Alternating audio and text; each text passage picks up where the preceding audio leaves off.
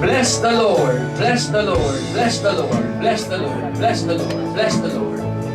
Bless the Lord. Hallelujah, Jesus. Oh, we glorify your name, Lord. Thank you so much, Lord. Thank you so much. Thank you so much. Thank you, Lord. Thank you, Lord, for the privilege and the opportunity, oh Lord, to glorify your name, to bless you, to praise your holy name, Lord Jesus. We want to thank you for all the blessings, for all the grace, for all the favor, for all the answered prayers, oh God, for all the miracles, for the coming miracles, Lord. We want to thank you, Lord, for the victory, oh God, this year, 2018. We continue to decree and declare, oh God, more and more and more victories and miracles, answered prayers and signs and wonders will manifest in our lives, in our families, in our jobs, in our businesses, in our finances. Amen. We believe we receive, Lord, Amen, the total victory for 2018. Amen. Everybody say, Amen. Amen in Jesus' name. Come on, give me praise.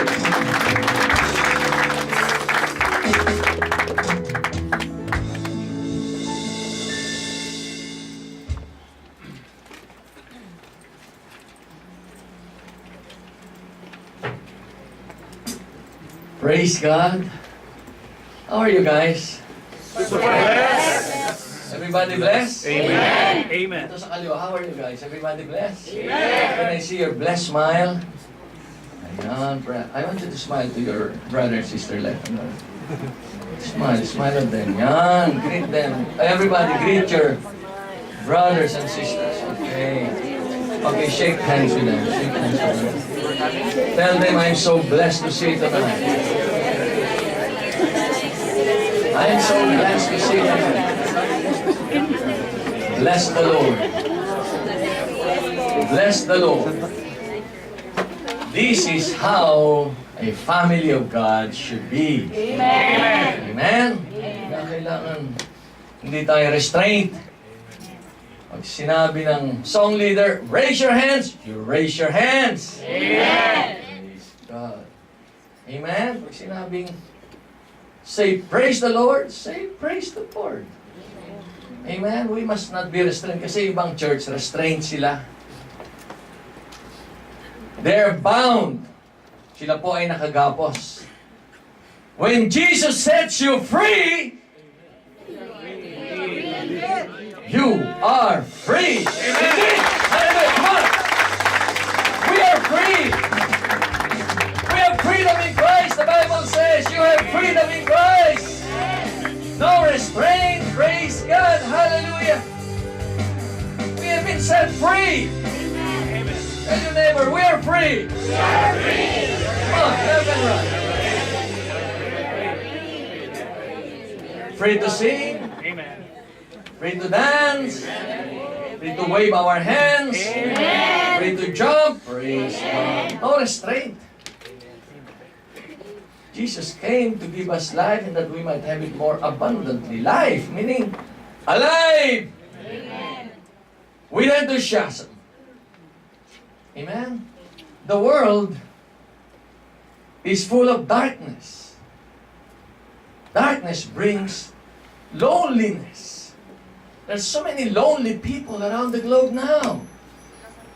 They have a lot of material things, money, position, power, houses, cars, expensive cars. But they're still lonely. Some of them still commit suicide. Praise God. Bigay na lang ang kotse rito. No, they just give their cars here before they commit suicide. Guys, before you commit suicide, praise God. Give us your cars in your houses. And use it for the ministry. Amen. But actually, don't commit suicide. Jesus loves you. Amen. Amen. There is always hope in Christ. Amen. Amen. There's always hope in Christ. Praise God. Hallelujah. Come on, let's do our declaration. We have been so blessed already. Say, I am blessed. I am blessed. I am truly blessed. I am truly blessed. In the name of Jesus. In the name of I Jesus. am healed. I am healed. I am truly healed. I am truly healed. In the name of Jesus. In the name of Jesus. I am glorious. I am glorious. In the name of Jesus. In the name of Jesus. I'm wise. I am wise. In the name of Jesus. In the name of Jesus. I'm happy. I am happy. Healthy. Healthy. Wealthy. Wealthy. And wise. And wise. In the name of Jesus. In the name of I am Jesus. rich. I I am very rich. I am extremely blessed. Extremely And blessed highly favored. and highly favored. Tonight, I will listen to the Word of God. Therefore, I will be blessed. Exceedingly blessed. Beyond measure. Jesus' mighty name. Everybody say, Amen. Amen. Give Him praise. Everything you said now comes into your life. That's what the Bible says. The power of life and death is in the tongue. Whatever you say will come to pass in your life. Amen. That's true. And God said also, whatever I hear from you saying, I'm going to do it to you. Abba, if that's the case, praise God, I will always say, I'm healthy, I'm strong. And I am blessed because the Bible says, whatever I hear you say, I'm going to do it to you. Abba, say, I am rich. Amen. Amen. Because God says, whatever I hear you say, I will accomplish in your life. Amen. Because the power of life and death, blessings and cursing, is in your voice, in your tongue, in the words. Very, very, very important one. Never ever say negative words. Never ever say, I'm sick, I'm broke, I'm poor, I'm hopeless. No, don't say that. The Bible says it's a lie. You are lying when you're saying that. Amen. When you say you're poor, you are lying. Don't speak lies. When you say you're sick, you are lying. Why? The Bible says you're healed. Amen. The Bible says you're rich. Amen. So when you say I'm poor, you are lying. And the Bible says, God says you are speaking stout words, meaning negative words and words that I don't like to hear against me. Why? It's against the Bible. It's against the Word of God. Anything negative you say, it's a lie. You are lying to God and to yourself and to the people around you. Never ever say I'm sick. Never ever say I'm poor. Never ever say I don't have any hope in the future. Don't say that. It's a lie. Liars go to hell. Who wants to go to hell? Nobody wants to go. So don't speak negative things. It's a lie. Everything negative is a lie. Amen? Amen. So let's put the message on the screen. I've been away for, I think, 2 weeks, right? Is that 2 weeks? Praise God. I miss you guys, so it's very difficult to be away from your loved ones, you know? Because we love you so much. Amen? Amen. Nakaka-homesick din pala ako. You are out of Saudi Arabia. Baligtad, no? Why? Because we have our family here, we have our loved ones here, you know. The CHIF family treats us as our, you know, parang you are really our real children and we are really your real parents. We feel that in this church. Oh, this is a very loving church. Very generous church. People are very generous, very, ano, yung spirit of servanthood is here. Po, yung self-sacrifice, the spirit of self-sacrifice is in this church. So I believe Jesus is very happy in this church. Amen. Praise God. God has no favoritism. But He likes some churches and He doesn't like some churches also. And I believe Jesus likes this church. Tell your neighbor, Jesus likes us. Jesus likes us. Jesus. Yes, if you are always enthusiastic and happy, serving God, of course naman, the Lord will like you. Diba? Let's go to John chapter 1 verse 12. The title of our message for today is Enjoying the Full Benefit as Sons of God. There's so many people who don't have any revelation that they became a child of God. They just thought they are just, you know, an ordinary person attending a born-again Christian church. Oh, I'm attending a born-again Christian church. But they don't have the revelation that they became a child of God. And there's a big difference between them. If you have the revelation in your heart and in your mind that you are a child of God, it will make a big difference in your life. If you knew that you are a child of Bill Gates, what will happen to your thinking? It will suddenly change everything in your life. Aba, I'm a child of Bill Gates. He needs to support me. Hello, right? Amen. I need to know him. He needs to know me. And he needs to bless me. And I owe him respect also. Diba? When you hear that? Now I'm telling you, you are a child of God. Tell your neighbor, we are children of God. It makes a big difference. It makes a big difference. You're not just an ordinary OFW attending a church here in Red. No! Tell your parents, your relatives, I became a child of God. Praise God! I'm excited. I became a child of God. You are a child of God. So many Christians who don't have that revelation. That's why they're very lazy coming to the church. Well, church time na naman, praise God. Out of obligation, I'm gonna go to the church. Why? No revelation. Aba, if you are going to your parents' house, especially your parents is good, di ba? Excited tayo to go to our parents' house, right? Amen. Who loves their parents? Amen. You love your mama and papa. So we're excited, di ba? We're excited to go to their house. This is the house of your Father and your brother and the Holy Spirit and the angels. So we must be excited coming to the church. Why? You will see your brothers and sisters. Come on, look again, your neighbor. He's your brother, he's your sister. He's not just your churchmate. No. Oh, she's my churchmate. No. She's your sister. Are we getting this? Amen. You become sisters now, sisters.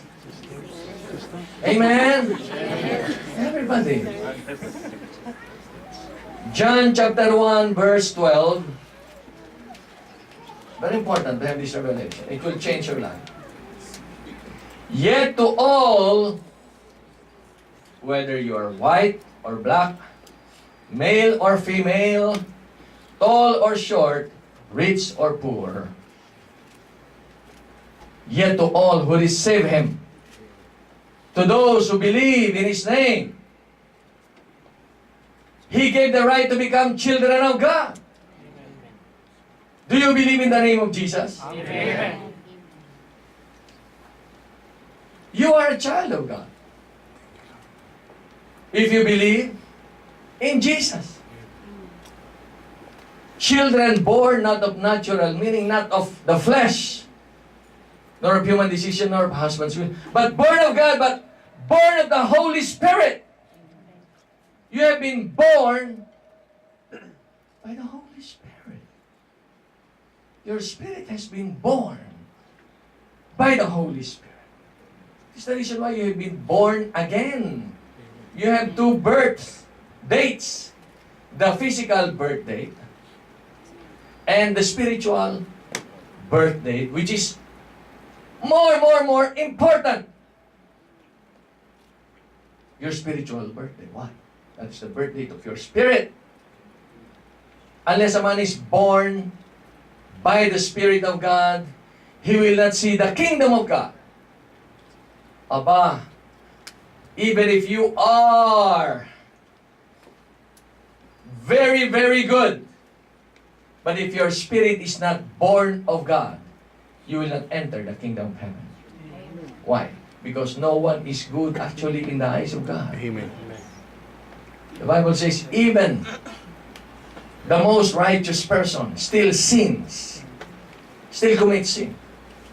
And sin brings death, eternal separation from God. The only thing that can save our spirit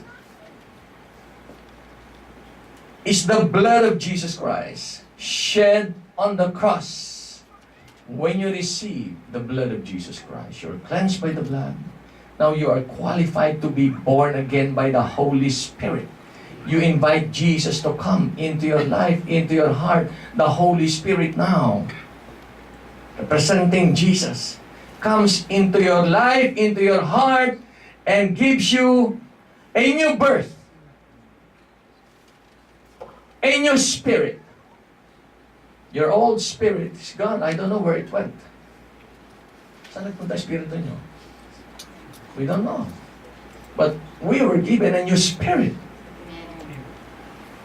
We were given a new spirit. Are we getting this? You have a new spirit.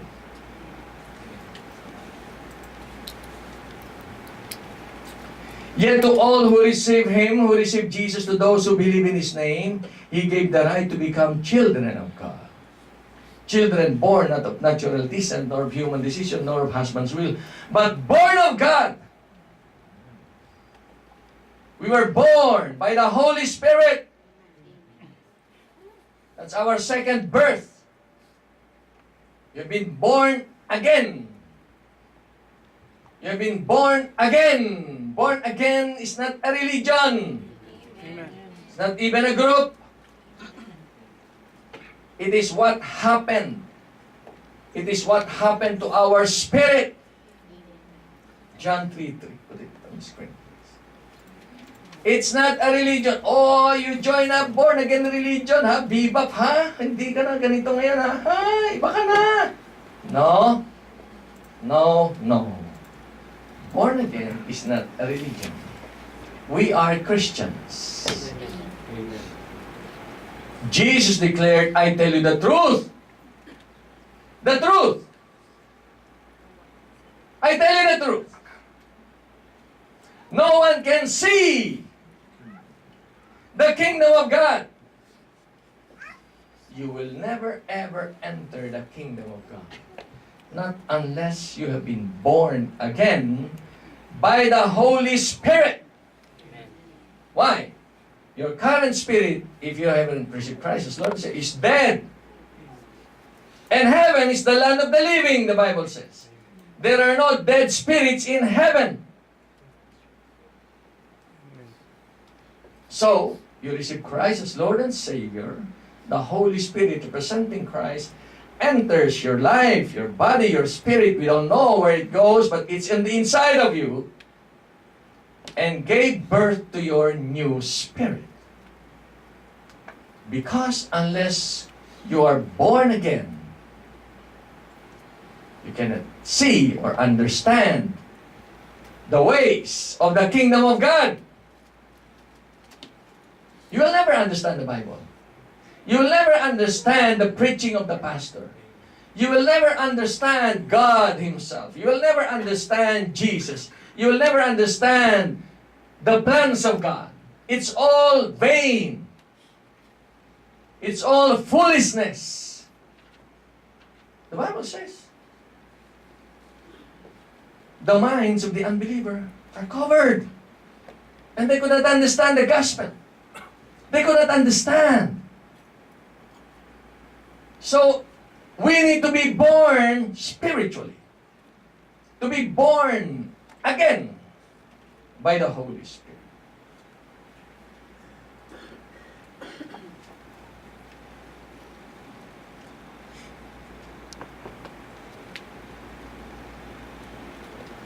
Verse 5.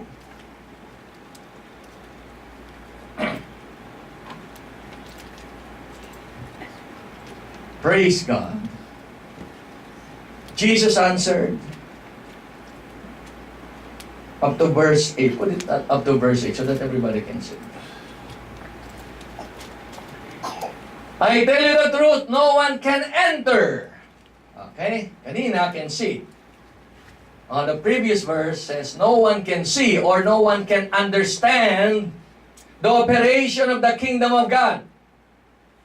That's why some people say, oh, I don't want to tithe. I don't know why. They don't understand the benefits of tithings. Why? They're spiritually dead. Spiritually discerned, the Bible says. They could not understand spiritual things. Why? Because they're spiritually dead. I tell you the truth, no one can enter now. No one can enter the kingdom of God unless he's born of water and born of the Holy Spirit. Born of water is our flesh. We are, we're born in this flesh. But your spirit must be born also by the Holy Spirit. So we are not a religion here, okay? Jesus didn't come to form a religion. Sobrang dami ng religion. He doesn't like religion. He likes relationship. Amen. Religion is just the name of a group. But he needs relationship. Flesh gives birth to flesh. From your mama and papa. You have this flesh. But the Spirit gives birth to your spirit. Our Father now is the Holy Spirit. This is the reason why we call God the Father our Father, because the Holy Spirit is the Spirit of the Father. So the Father gave birth to us through the Holy Spirit. Now we belong to the kingdom of God, the kingdom of the spirits, the kingdom of righteousness, the kingdom of living spirits. The dead spirits are in hell. They're all dead. Dead spirits. The demons are dead spirits. Satan is a dead spirit. But we belong to the kingdom of God. The abode.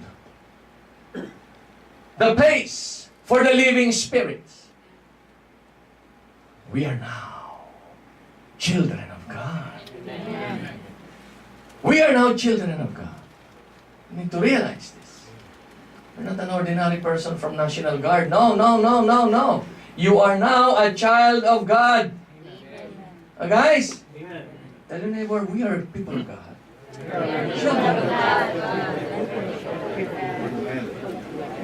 It's a big difference when you have this revelation.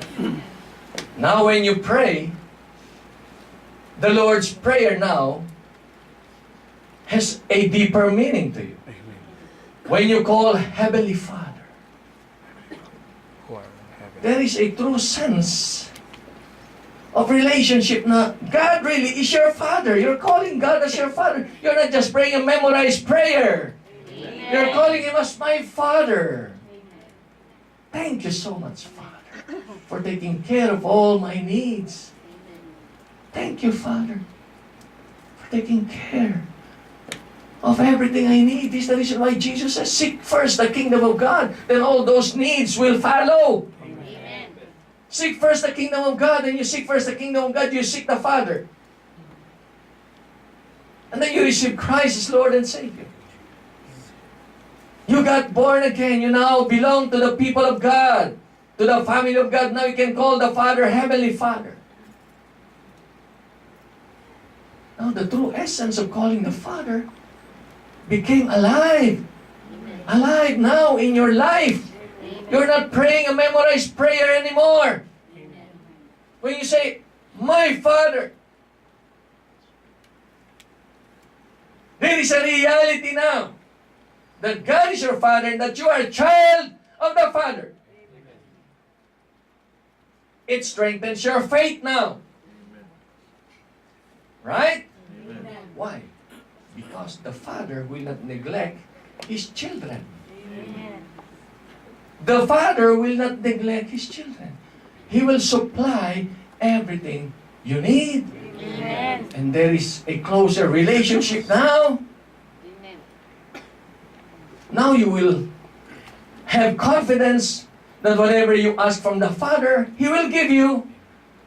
Now, you can wait now with an assurance that whatever you ask, it's coming. Why? Because you talk to your Father. Your Father is not deaf. He hears the prayers of the righteous, of His people, of His children.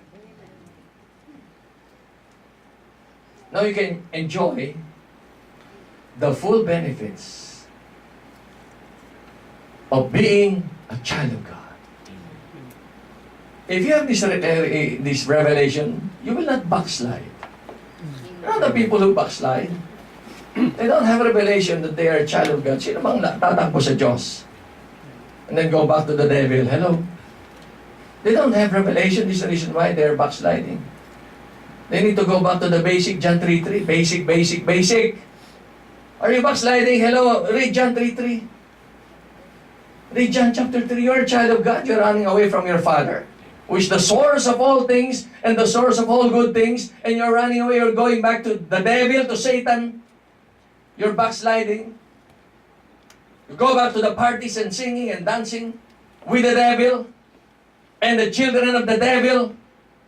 Sorry to say that, but the truth will set you free. Amen. That's the truth. Those who are backsliding, they go back to party, dancing. Masarap dito, may DI kami. DI nyo, kalbo na. Sorry. Tatanda na. Very old. Ang hilig pa. Dance in the church. Amen. Dance with Pastor Mark, not with the DI. Amen. Here we go, here we go.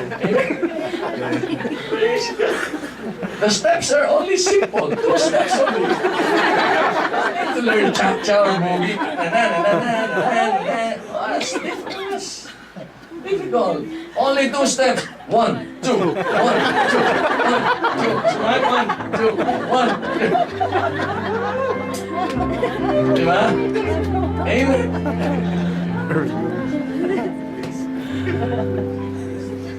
Dance in the church. You're a child of God. Amen. Amen. And you will enjoy the full benefits. Amen. Sino maraming miracle? There's plenty of miracles. Amen. We have so much miracles in our family, and every time I hear you guys, we are jumping up and down. We are so happy. Amen. Now you are receiving your miracles. You know what? God is the happiest. God really wants to bless you. Amen. To bless us. God wants to bless His people. Praise God. Galatians chapter 3, verse 26 to 29. Galatians. Praise God. This is a good verse.